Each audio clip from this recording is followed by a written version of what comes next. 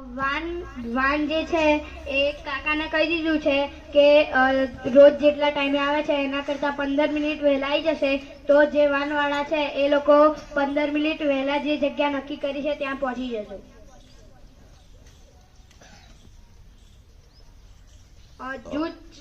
જૂથ ચર્ચા અને જોડી કાર્ય રોજ બધી રૂમોમાં મોસ્ટ ઓફલી થતું નહીં, એટલે શિક્ષણ સચિવ એના ઉપર વધારે ધ્યાન આપજો.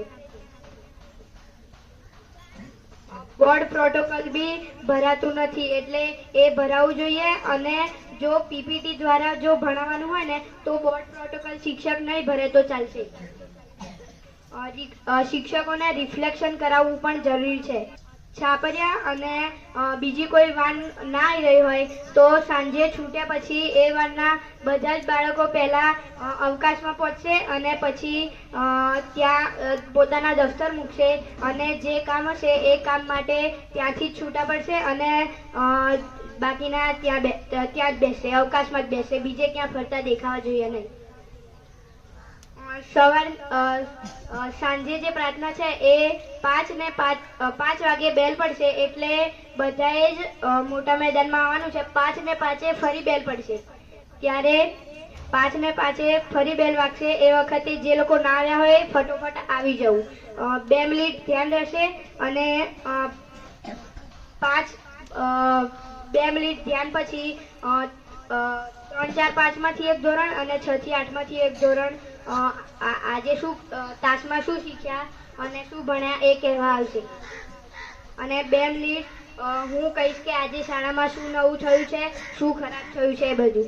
અને 1 મિનિટ રાષ્ટ્રગીત ગાઈને પછી આપણે છૂટા પડીશું સાંજે. કાલે કેબિનેટમાં ચર્ચા થઈ તો દાળ ઢોકળીની અંદર જોડે જ શાક નાખેલું આવશે, અલગથી બનાવવામાં આવે નહીં. દરેકના એવી ચર્ચા થઈ કે દરેક ગ્રુપના થેલા બિલ્ડિંગની આગળ જે ચપ્પલ મૂકવાના છે ત્યાં મુકાય છે, તો જગ્યા નક્કી કરી છે તો ત્યાં જ દફતર મુકાવવા જોઈએ.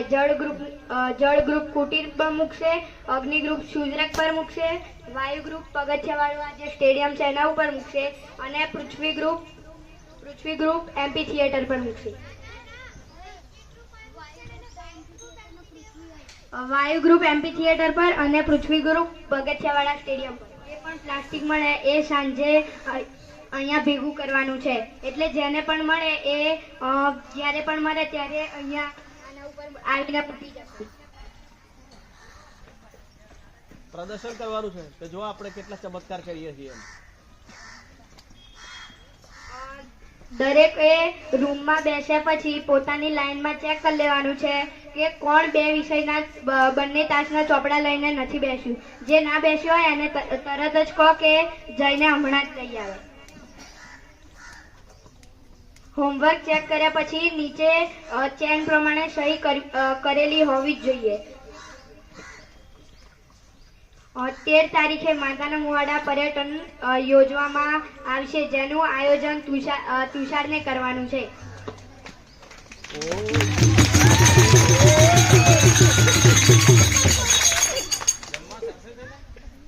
એ આવું તુષાર જોડે